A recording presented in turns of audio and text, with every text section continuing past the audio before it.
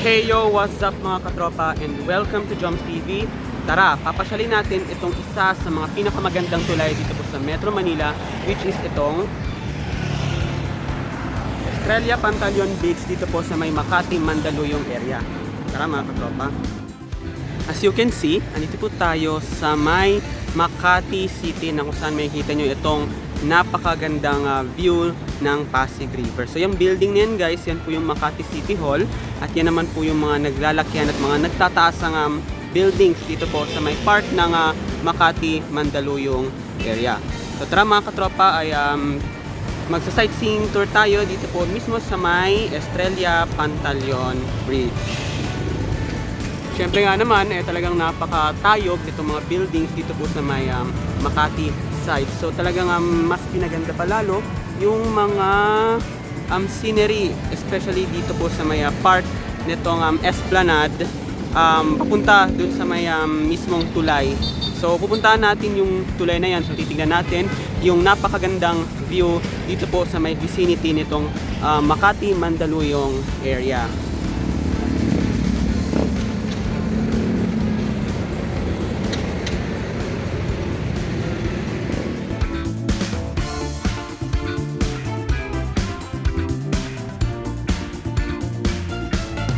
Kaya lang mga katropa, bago muna tayo umakyat dito sa napakagandang tulay na ito, mapapansin nyo merong mga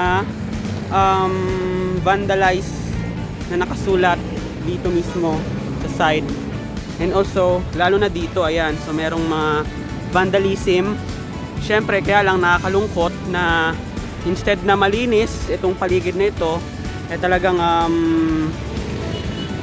dinrawingan or hindi kaya ay vinandalized yung mga lugar dito mismo sa may surrounding nitong napakagandang tulay na to.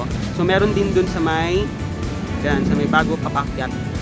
So may napansin din dito sa may banda.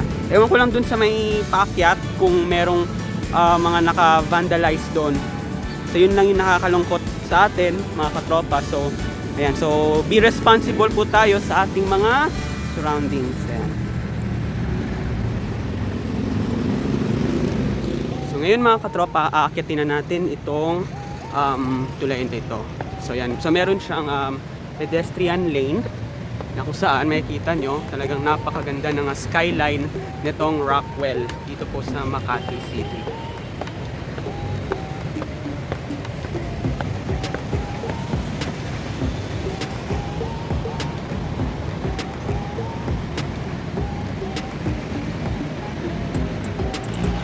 So ito pong Estrella Pantaleon Bridge, ang purpose po kung bakit itinayo itong tulay na ito is para mapabilis yung travel time mula Makati side dito, papunta dito sa may Mandaluyong side. Ayan. So ito siya.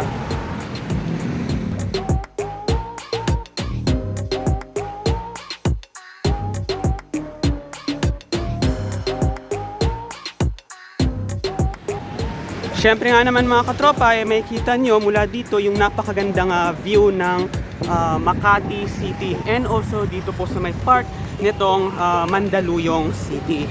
So talagang dati kasi is itong Estrella Pantaleon Bridge ay hindi pa ay medyo gawa siya sa steel or probably gawa siya sa steel if I'm not mistaken.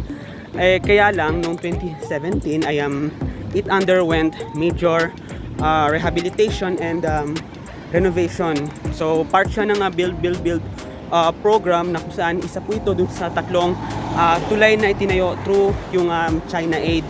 So yung number one is yung Binondo Intramuros Bridge sa may Manila.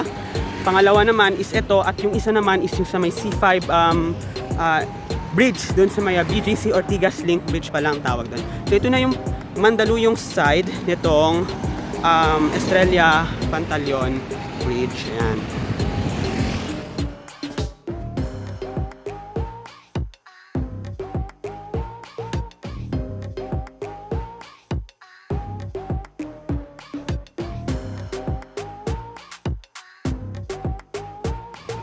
Also nga pala mga katropa is napakaganda din itong tulay na to sa gabi.